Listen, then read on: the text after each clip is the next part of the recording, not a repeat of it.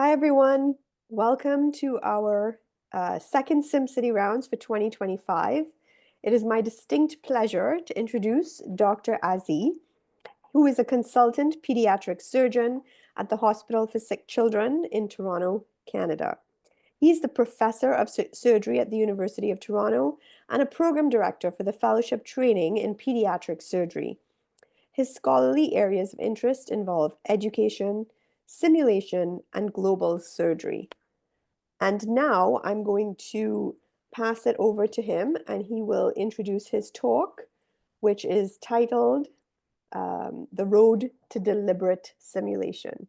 Thank you so much for joining us today, Dr. Not at all. Azzie. Thank you. Thank you for the invitation, Petal, and thank you everybody for joining. Um, I'm going to make this as informal as possible, and I would encourage you to pipe in. Feel free to interrupt or to engage at the end. I want this to be as thought-provoking as possible. Obviously, I'm biased in terms of the angle I'm coming at this with. Being a surgeon, there's a heavy onus on the psychomotor or technical side of things. But I like to think also that as an educator, I realize that simulation is an extremely valuable tool that can be used. Being in Canada, I guess we use the term across CanMed's roles. And I'd be interested in hearing what some of your experiences are, what roles you think this has to play moving forward. So with no further ado, I'd like to talk to you about how I have gotten to where I am in terms of the deliberate use of simulation in medical/surgical education. So we'll talk about how I got where I am, what current means we're using, and what future directions I see for our little sphere of this bigger planetary system, and ideas on how simulation could and might potentially be used. So in our realm, the question is, what are we trying to teach? We're trying to teach surgical skills. And there are the two crystal components, if you will, to it, the psychomotor or technical and the cognitive. The bulk of the research in terms of minimally invasive surgery, minimal access surgery, laparoscopic surgery, thoracoscopic surgery, which is where I probably had my greatest realm of expertise, has focused mainly on the technical components. So what are the perceived risks or benefits of simulation? Well, it's perceived as having a lower risk to patients. It's more effective use of time given constraints.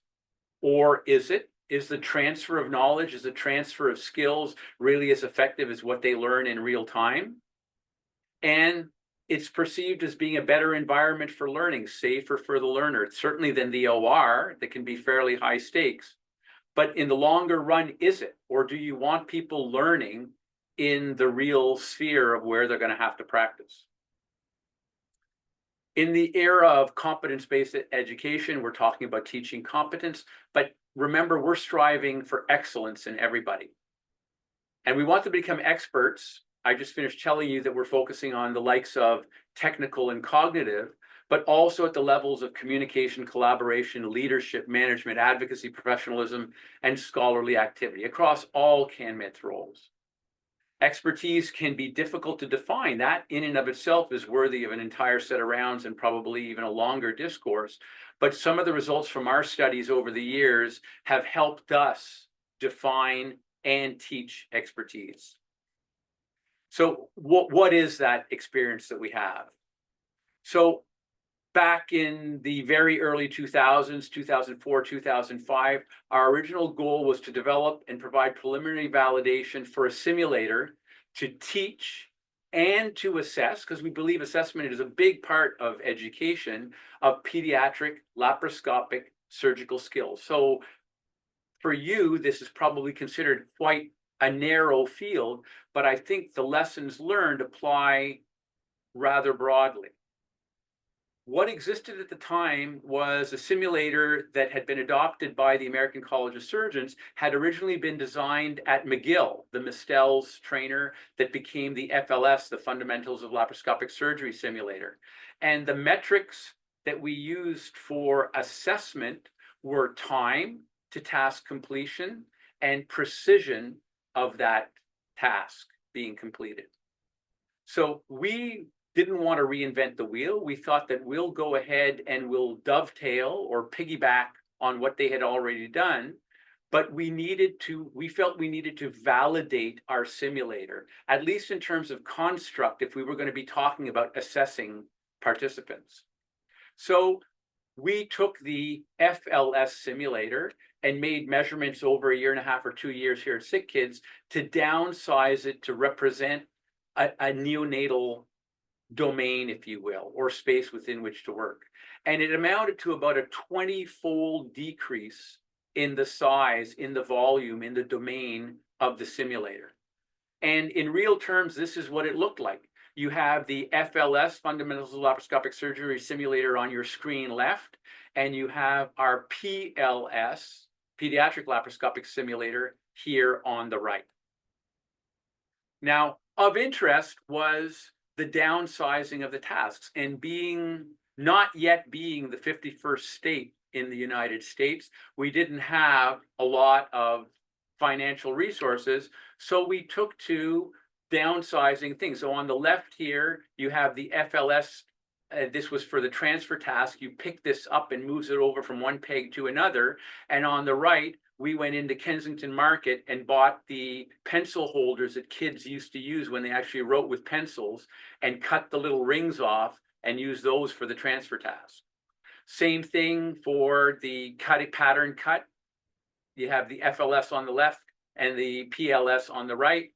And then for the application of a ligating loop or a little lasso, if you will, for surgical procedures, you have the Fundamentals of Laparoscopic Surgery target on the left, which is a rather large foam, and then our self-cut one on the right.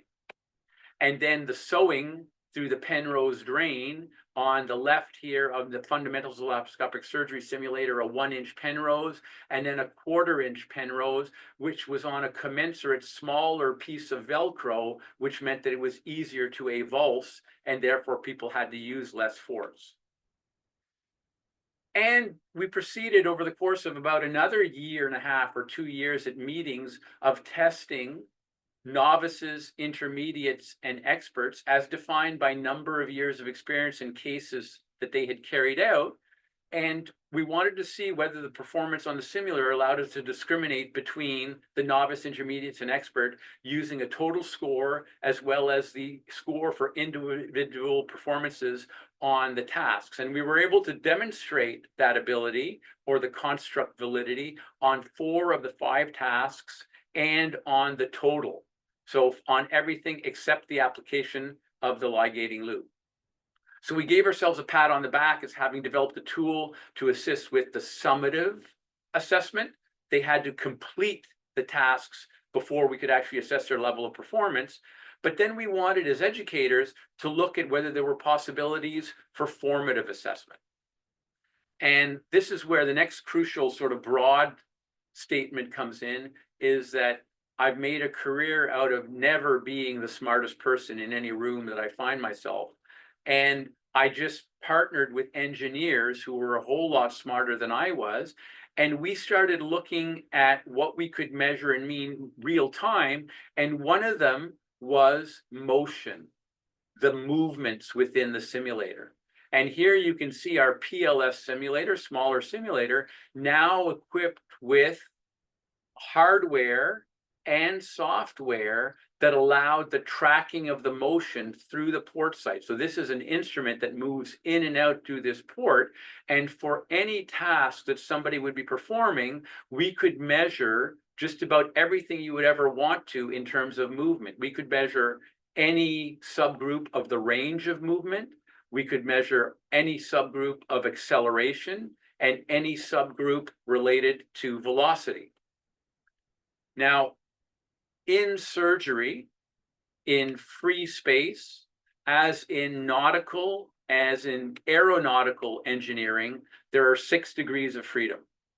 So a plane, a ship, a surgical instrument can move up and down. So there are three translations. The plane can go up and down. It can go side to side, and it can go in and out. And there are 3 rotations. A plane, a ship, an instrument can pivot up and down, pivot side to side, or pronate, supinate, roll on itself. In terms of laparoscopy, you lose 2 of those degrees of freedom, which is one of the major limitations of laparoscopic surgery. So what we did was we started tracking motion analysis parameters in the 4 degrees of freedom, 4 realms in which an instrument could move within a simulator for what was perceived as being the defining task of a surgeon, which was intracorporeal suturing. So we didn't do the other tasks from the FLS, like the pattern cut and the transfer, because to surgeons, that's a little bit like the stretching before an athlete goes out and does the actual playing on the court or on the rink. You want to be doing the real thing. So we started measuring those motion analysis parameters in novices, intermediates, and experts, and trying to tease out what it was that was defining or differentiating a novice from an intermediate and an expert. And here, this is just to show you what the engineers had to play with. These are the raw data that they had. And what we found, having cast the net out wide, was that when you look not so much at the range of motion, but at the changes in velocity and the changes in acceleration, that you would get these extreme events where a performer would, for a moment, do something that was more than 2 standard deviations out of their norm. And what became fascinating was that we could not only measure this, but we could reconcile it with the video performance or real-time observation that these people were jerky and they were making these extraneous movements that were not smooth. And if you think about it, the greatest praise that you can say make of a surgeon or any athlete or musician or dancer is that they make it look easy. They make it look like you could be doing it. It looks smooth. It looks fluid. And novices don't. They look jerky. They look less smooth, if you will. And so what was neat to us was our measurements actually were going on with what you would look for in an operating room, that when somebody is doing well, it's smooth and it's going well, and when it's not, it's not. And we were able to show that in the 4 degrees of freedom that are available for laparoscopic surgery, that we were able to differentiate between novices, intermediates, and experts for everything except the range of motion in the surge, in the big movement in and out. And that was probably related to the small volume of our simulator. But it meant that now, on the basis of motion analysis parameters of these extreme events in velocity and acceleration, we could measure in real time and differentiate the levels of performance between the novices, intermediates, and experts. So the question is, what do you do with this practically? I mean, what was this mean? The whole goal was to try and develop something that could be used for formative, almost real-time assessment and feedback. And it was very near and dear to my heart doing a lot of work in low middle income countries, because here at Sick Kids, we've got at any given time 8 to 12 consultants who are there to teach and give feedback in real time. Whereas many environments and many countries, you don't have that luxury in terms of educators. So what could we do in terms of providing technology that would act as a proxy for having these coaches or these teachers? So we started looking for ways to apply it. So one of the projects we had was on the motion analysis of the deconstructed segments of an intracorporeal suturing task. So what that implied is, and whether you are a surgeon looking at somebody performing an operation, or a internist or pediatrician or any other clinician watching somebody take a history and do a physical, there are probably portions of that where you can tell yourself as an educator, if they've performed well in this realm, they're probably going to be okay for almost all of it. And what we wanted to do was try and tease out if we could identify the most challenging part of this very crucial technical skill in terms of being able to intracorporeally suture and tie a knot, and figure out what was most challenging on the basis of the motion analysis parameters. And again, there was concordance between what we saw as teachers and coaches and what we measured, that it was when people would throw the double loop to try and tie their knot, that what's, for want of a better term, called the surgeon's knot, that's what differentiated most most discriminating way, the novices, the intermediates, and experts. And again, if we were able to target this, we would somehow be able to kit a simulator where if your motion analysis parameters in the performance of that portion of a task were not meeting expectations, you could envisage having on the screen maybe something akin to a street light, where you've got a green light when you're doing well, you've got a yellow light when you're moving out of beyond the 2 standard deviations of your own norm, and a red light when you're grossly exceeding and you need to change what you're doing. And these were all these studies that I'm going over with you were done over the course of 10 to 15 years, with attending the meetings that had the largest numbers of experts, whether it's the International Pediatric Endosurgical Group, the Society of the Gastroenterologic Surgeons in the United States, the World Federation of Pediatric Surgery. And we would set up our booths and we would herd these people to the simulator and do the testing on them. So the next thing, we looked at preliminary insights into simulation-based tools that may improve expertise among experts. And it was a rather funny thing, because we were at a combined meeting of the 2 biggest meetings of pediatric laparoscopic experts and adult laparoscopic experts.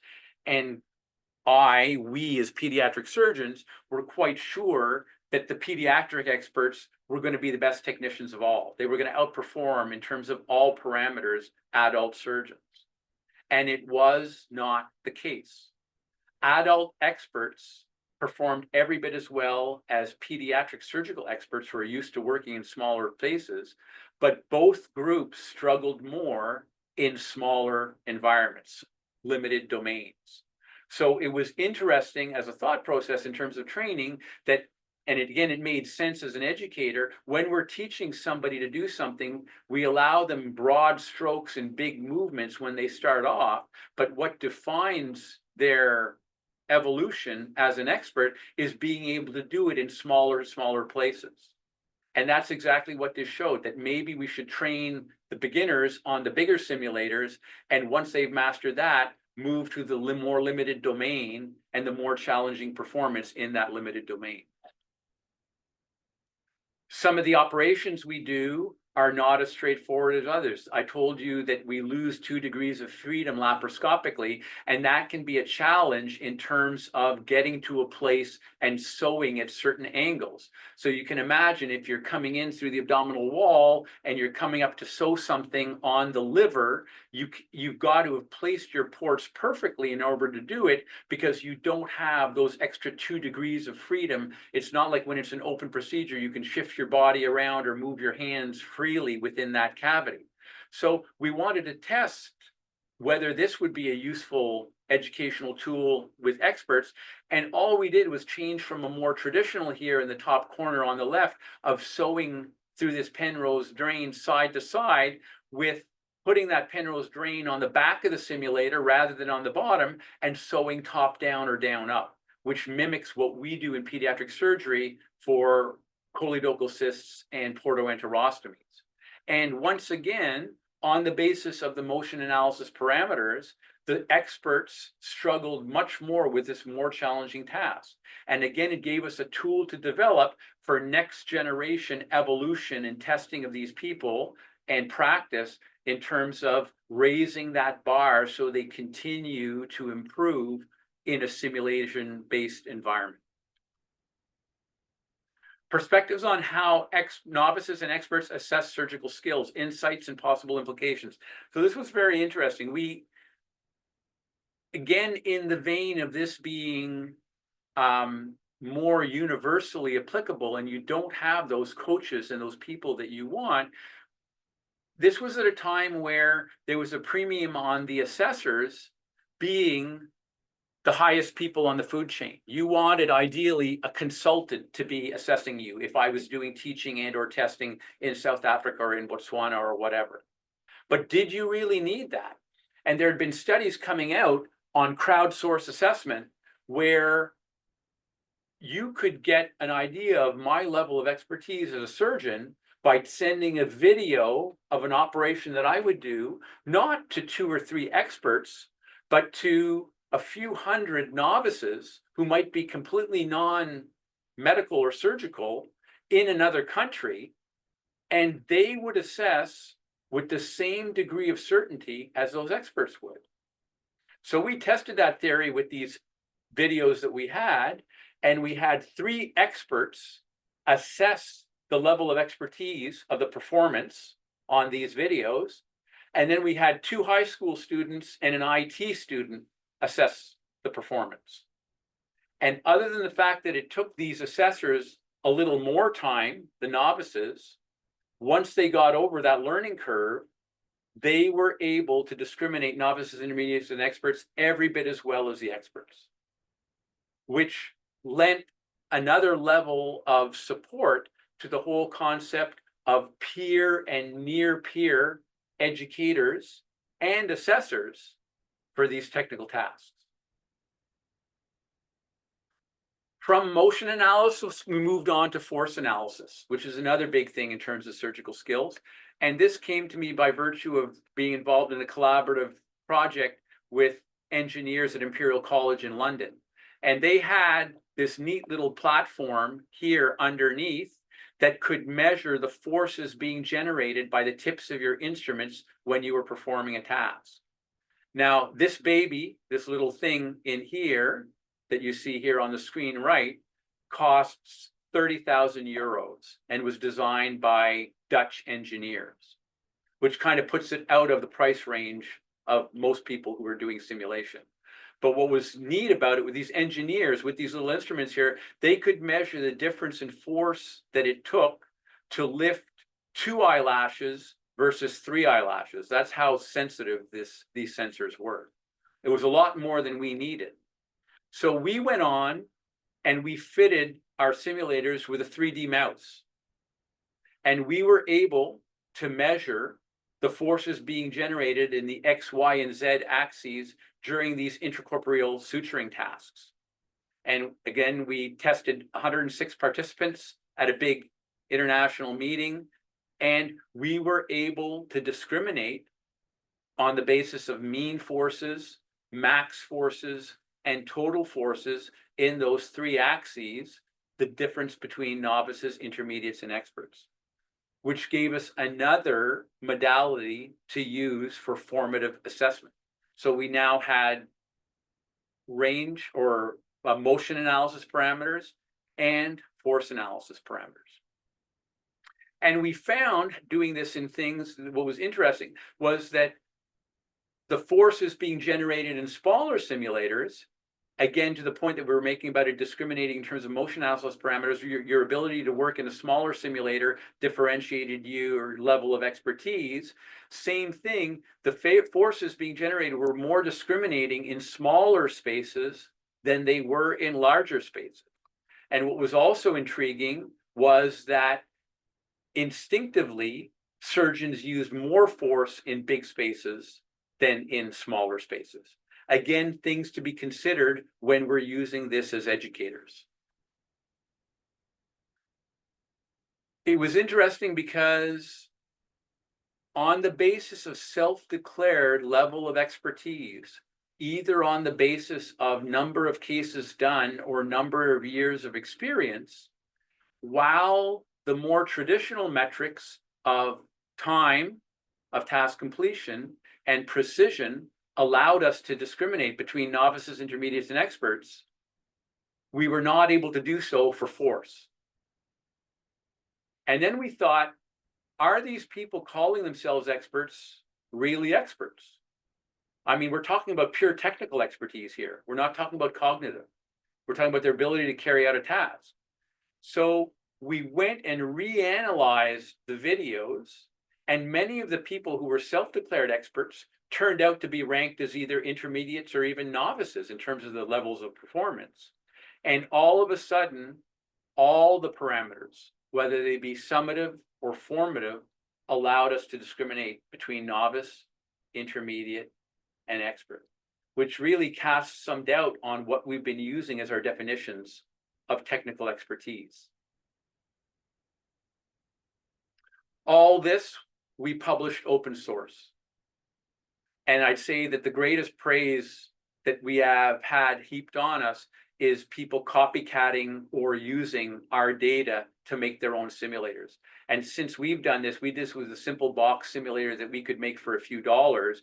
There are more sexy models that have come out courtesy colleagues in New Zealand and elsewhere that actually look like a baby's hemithorax, and they've done a great job with it because people do want to train on nicer simulators, and we have no problem with that.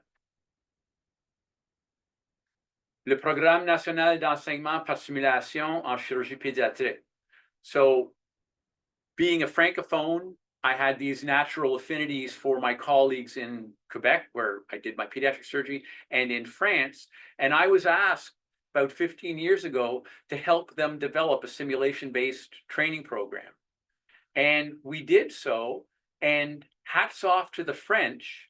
They have the only mandatory national simulation-based training program in pediatric surgery in the world. All French pediatric surgical trainees have to go through this training program. And the great thing for me was they were the ones who initiated me to more of what would be very commonplace for you, but scenario-based simulation. They really did address more cognitive issues and what they would call team-related issues. So issues with communication and collaboration and professionalism and leadership. And even this summer, I went to 3 different centers, and every time I go, I learn about how they've cast the net out wider and really use simulation to its fullest, if you will, in every sense of the term for the teaching.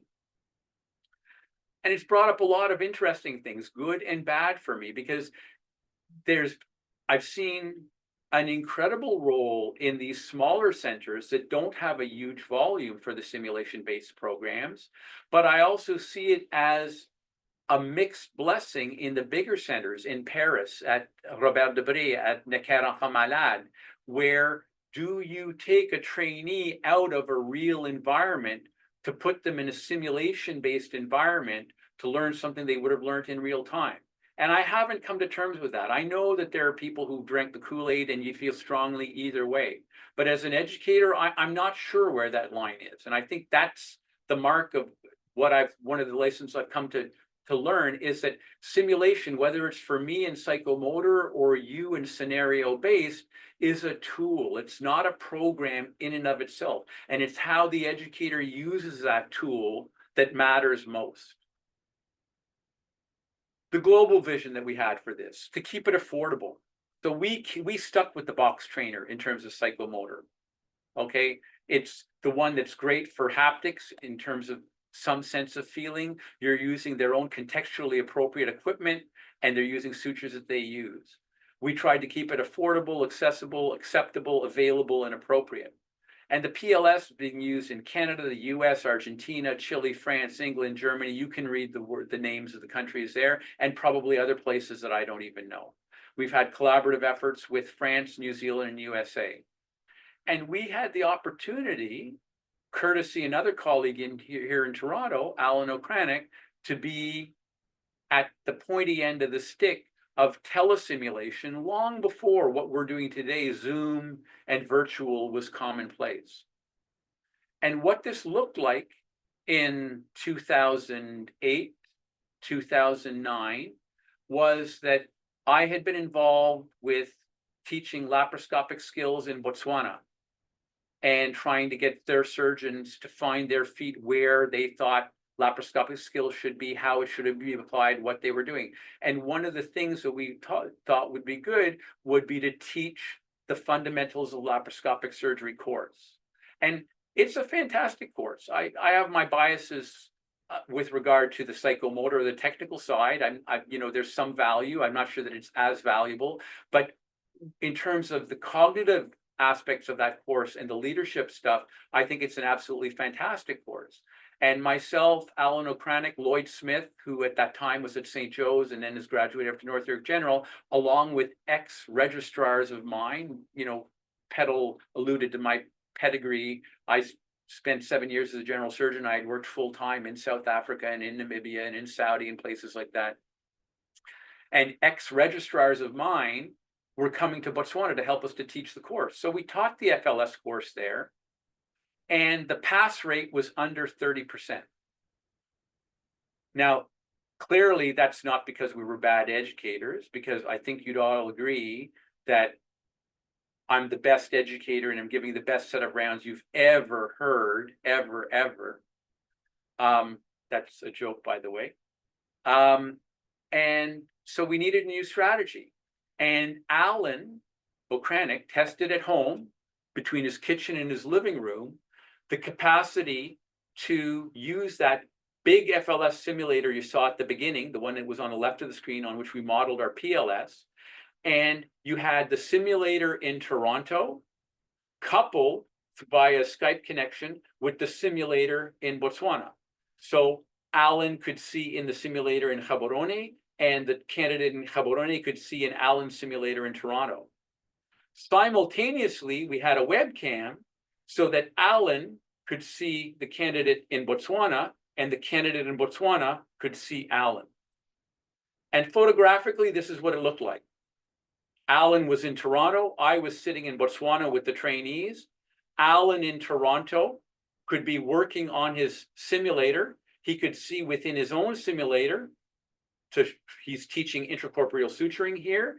And he could also see in Dr. Chombella's simulator in Botswana. Dr. Chombella in Botswana could see within his own simulator and Alan's simulator, and they could see each other. So Alan could teach him in real time and say, Chombella, you're too far from the dot, or pronate or supinate. Or seeing Chombella, he could say, you're crouching, Chombella, stop trying to operate by sense of smell. You should be standing straight, you're going to hurt your back. And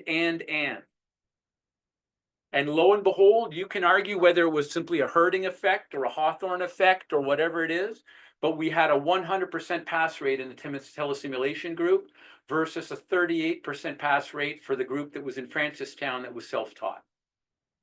And these were the foundations for the American College of Surgeons Go Global program. And Alan rolled this out to probably over 30 other countries with great success.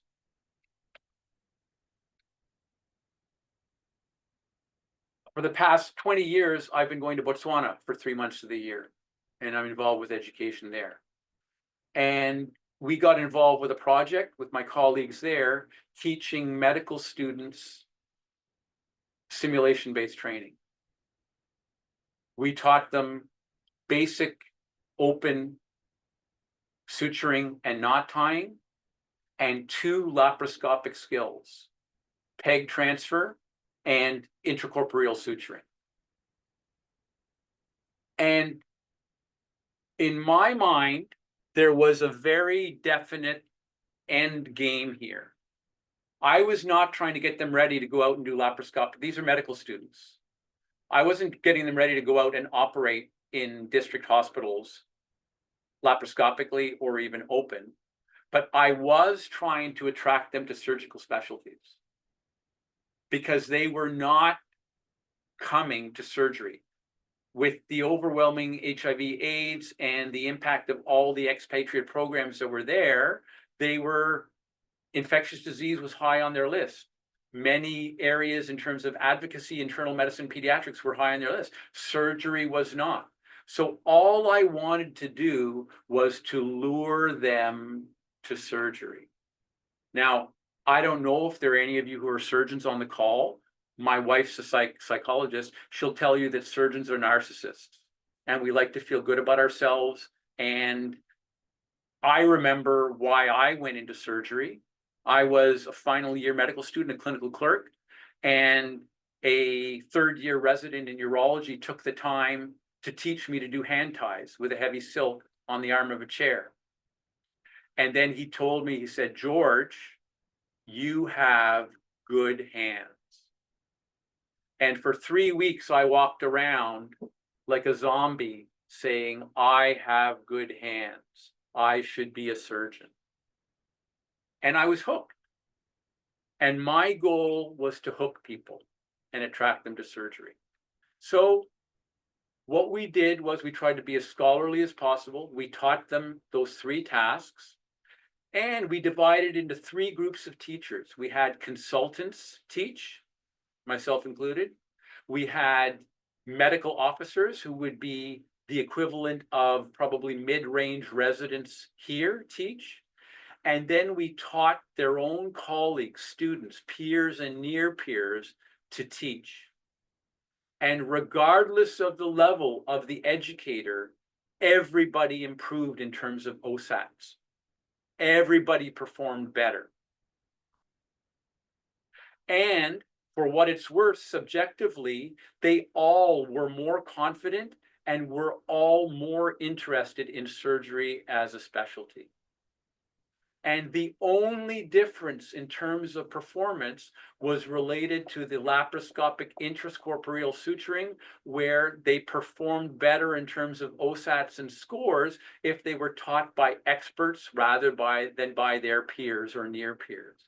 And that George, makes Dr. perfect. Azzie, Yeah, you said we could interrupt. I just before we lose one of the surgeons on the call, Adam Bonsai Simpson presented SimCity rounds. He's a resident with us here at I know I do UT. well. Yeah, I was just curious as to whether there's opportunity for residents to go abroad with you to do this kind of work, because that's what he and his colleagues are doing with high school students here in Toronto, is my understanding, trying to Yeah, stimulate that. I told the program directors that I will take anybody except a Doom.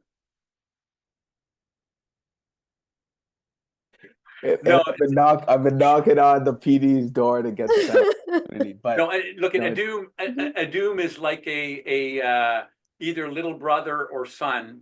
I think and he and I have had conversations about this stuff before. And it's probably topic for another conversation. Uh, He's doing great work on his own steam, and I think he's playing to his strengths. I have never brought a U of T resident with me. Mhm. And it is because I've always prioritized the stakeholders on the low middle income countryside over the learners who would be coming with me. Mhm. Mhm. A Doom would have incredible value added. And if somebody came to me with a project that they wanted to do, absolutely.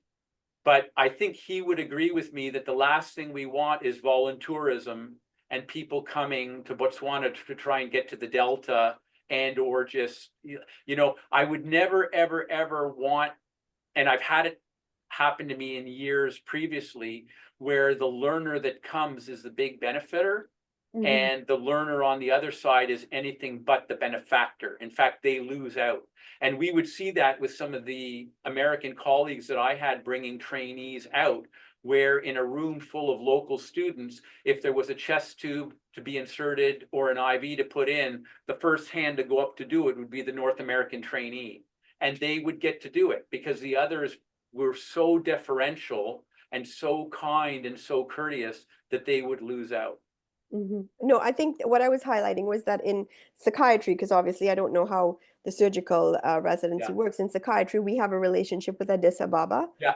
And so our residents do have that opportunity to go abroad and with a faculty and sort of appreciate the cultural differences and also Yeah, share and collaborate. So that was where it was coming from, not that we yeah. wanted to No, deprive. absolutely. Yeah. And Yeah. when it's done by a thought, like if a Doom set something up, I would trust it, right? I mean, have something set up. I have a cross appointment at UPenn. Now Mhm. at UPenn, the people who come are PGY4s, like they're fourth year residents, and we have an agreement where I meet them, we do orientation. They have to have a project that they're instituting while they're there with clear-cut educational objectives aimed at the local trainees. And the 1 month elective is targeting, you guys know that they don't do CanMed's roles, they have their competencies. Mhm. The entire elective is geared towards the ACGME competency of systems-based practice. So they come to learn about the differences, as you said, with the environment. They do Right. not go there. They don't operate. It's a non-operative elective. Got it. Thank you. Sorry to interrupt. No, not at all. Not at all. Nice to see you, Adum. Good to see you, Dr. Azzie. So I'm not going to get away from my French-Canadian roots. C'est en forgeant qu'on devient forgeron. You learn to be a blacksmith by hammering the horseshoes and the swords into whatever you're making. Simulation is great, and there's certainly a role for it, but just to be provocative and be devil's advocate, there's no substitute for doing it in real time. Un convaincu est un combattu. I'm not trying to convince you of anything. When you're convinced, you're defeated. So I want you to question, test my mettle, question my thoughts about this stuff and everything else that's being done around you. So how do I use simulation now? I think it's more about the carpenter than the tools. It's a great tool, but what I find enlightening is having seen how my colleagues in France use simulation, how my colleagues in Australasia use it, Ram Natarajan, and what he's doing with simulation-based stuff at Monash University in Melbourne. I think we should define what we want them to learn, or define what your educational goal is. I told you what mine was with that simulation-based training program for the medical students in Botswana. Endpoints for successful completion of simulation should be proficiency-based, not time-related. Simulation is an effective tool when it's thoughtfully applied. It's not a program in and of itself. It's not a substitute, it's an adjunct. And it's likely most effective when it's used in the context of a structured training and assessment plan. So, you know, I'm involved with helping, I told you, in France, early days in Thailand, in South Africa. Just, I think people have to beware of destroying programs that are tried and true and have been establishing and been training great doctors in whatever realm, surgical or non-surgical, for a long time, and beware of the wisdom of, for want of a better term, throwing out the baby with the bathwater. So it's another tool. I use it to teach the major limitations related to specifically laparoscopic surgery, the limitations related to the space, the domain, limitations related to not being able to feel the tissue, haptic feedback, limitations of those loss of 2 degrees of freedom, and limitations of visualization. And then I put them on a simulator here in my office that I have. I'll turn the screen around there, right over there. And then I have them demonstrate that they can have the cognitive strategies to overcome them and the technical skills to do so. Dr. Azzie, I'm interrupting you. Oh, you're done. Never mind. I'm managing the chat for you here. And I Thank see you. your thank you slide has come up. So I'm just going to read some comments. Lennox had a question for you. Can you think of any surgical situations where perhaps sim is superior to the real thing? And maybe we could stop sharing that slide and just Yeah. open it up. Well, I got to put La Saint Valentin up there. Ah, of course.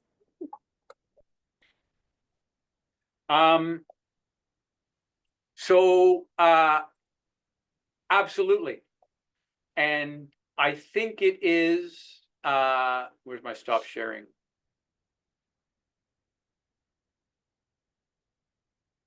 Thank you for the question, Lennox. And I think he knows the answer. Absolutely. I think that in surgery, for basic stroke mechanics in 2025, this is the way to go.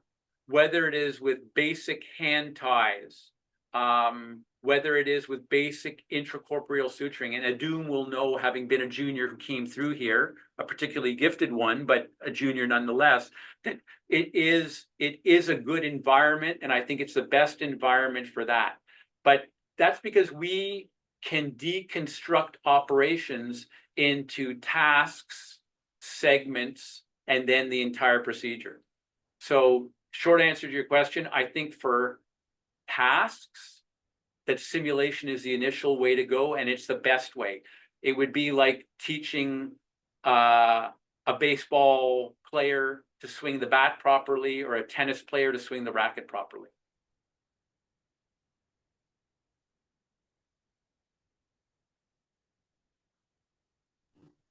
I just saw Lennox peek in there. There he is. Hey, How are you, Josh. Lennox? Good. How are you? Good. Yeah, I was trying to think through this, and you know, in the non-technical world, you can imagine how the experience of real life bakes in biases that may actually be incorrect Yeah. with that. And that was sort of the nature of the question. Like, are there situations in real life that you actually get baked in the incorrect technique, the incorrect everything, because of how Absolutely. vivid the real life thing is? And I think that, Yeah. for the, and the group in France actually looks at things. It's interesting, and you know, Petal knows, and a few other people online know. I've been asked to look at simulation-based training across the Department of Surgery, and the question is how to use that stuff. And I think that, again, if the educators are deconstructing whatever it is, whether it's something cognitive or technical or communication or collaboration, and work backwards from what has not worked. Like, maybe go to CMPA and say, what has not worked? What has gotten people into trouble in these situations? Deconstruct it and then reconstruct it in the way you think it should be in a sim-based environment. I think it gives the people the cognitive strategies. And that's what I find interesting as a surgeon.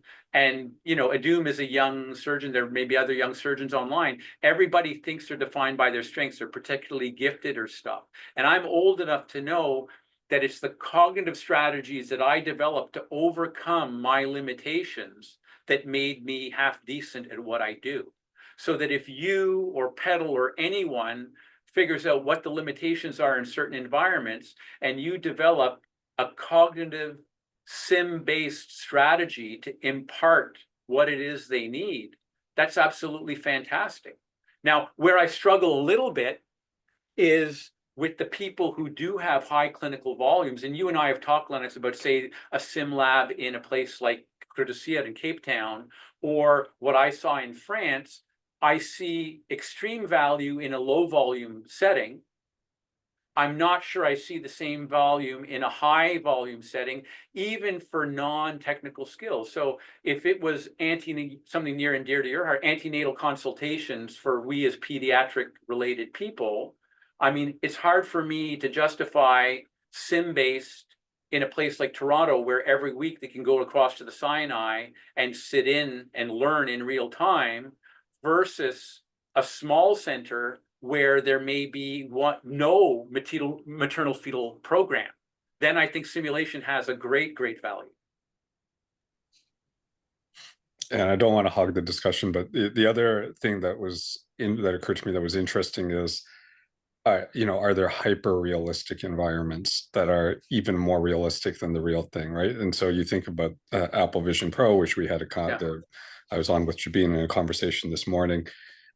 You can create an environment that is even more realistic in some ways than what you might experience in real life. And it'll be fascinating. I think there's a paucity of research around in this area, but it'd be fascinating to see what comes out of that. Like, you know, if you amp it up just that much more, the color's more saturated, the noises are louder, there's everything. Does that actually equal a better training experience or not? It would be really neat if people pursue that and we find some of these answers. And the question then arises is like, how much better does it have to be to use it? Like for me, it's more about the coach. Like if a thoughtful individual comes to me and says, you know, it's back to most people. A lot of people are probably too young to remember the first Karate Kid and, you know, the send the floor. And, you know, you don't understand what this motion means until he's actually fighting the guy and he's blocking all the hits. So if you as a thoughtful educator tell me that you're doing something, whether it's hyper realistic or not, that's going to enhance the level of function, then I think that's going to be great. And I use it for the stroke mechanics. I belabor it because I think that it's so much easier to learn it here on a simulator, how to tumble a knot and slide it, rather than to try and be talked through it your first time in the OR when it's a mutually destructive, if you will, environment. I'm going to jump into the discussion and say one comment and then one question for you, Dr. Azzie. The first comment is, when you think about these hyper-realistic simulations and using that to then enhance skills. Now, let's keep in mind my comment is from a psychiatry, not a surgical perspective, but I just think about ensuring that enhances and not diminishes certain other skill sets. So that hyperrealism needs to happen when they're actually doing the surgery as well. And a good day-to-day example is when, you know, my car has a camera in the back. So I no longer have to turn my neck to see what's behind me, so I don't, right? But God help us if I had to drive a different car where those features weren't there, then, you know, my skills would have decayed in terms of not having those enhancing features. So I do worry about how that metaphor extrapolates into the sim world when we use these hyper-realistic enhancements. And then my other question for you, you talked about the 5 A's, and you said affordable, accessible, acceptable, available, appropriate. I was just wondering if you could help me discern the difference between accessible and available, because they seem similar to me. Can you just distinguish or delineate those two? Yeah, so that's more for the low middle income environment, because as someone who has seen expatriate groups come in and decide on what clinical or sim-based training they're going to give, they'll say, well, this is available in your country. Available in the private sector doesn't mean accessible in the state sector. Got it. And so I think that we have to be cognizant of, and I've constantly had to do that. And it comes back to, you know, your question and comment with Adoom and stuff, is that you're constantly learning. And I do think that while principles, educational principles are the same globally, how you apply them are slightly different based on the environment in which you find yourself. And you know, they're so gracious. The people on the receiving end are so gracious. They won't often say, this was almost useless to us because you taught us with equipment that we can't possibly access. Yes, it's available in the private sector, but we can't get it. Got it. Thank you.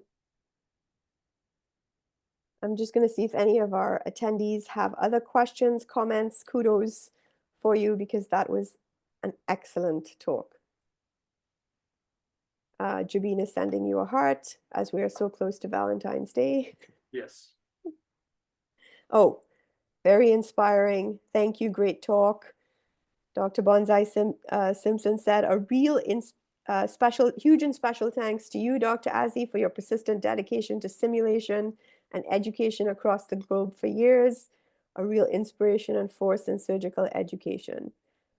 And he said he loved the idea of using simulation as a means to increase engagement and aspirations for careers in surgery and/or medicine, as we have projected workplace shortages in decades. And there are people Petal, you know, we've had the conversations about the left hand not knowing what the right hand is doing. I mean, the program director for cardiac surgery, Bobby at St. Mike's, is going into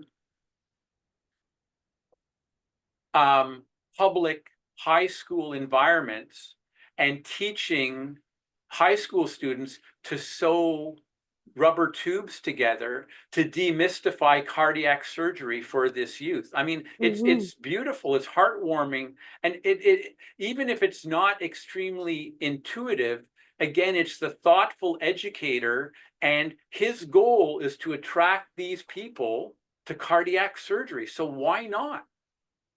You know, I think that what's more dangerous is when there's a cost. And again, conversations that you and I have had, everything that we're going to do as higher end educators comes at a cost in terms of time. To do more sim is less something else. And that's where I think we have to be thoughtful. And that's where I think we have to test each other's mettle.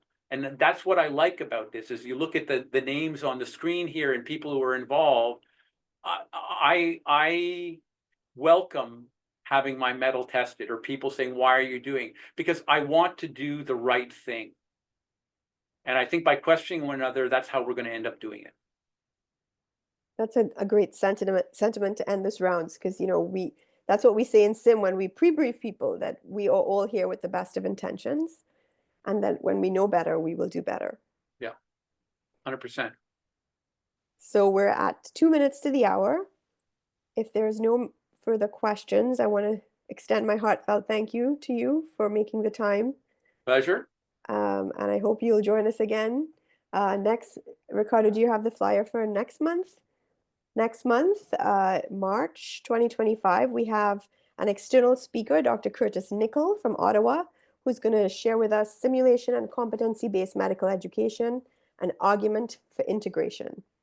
So thanks everyone for your time, and have a great rest of your week. Thank you all. Hi, Lisa.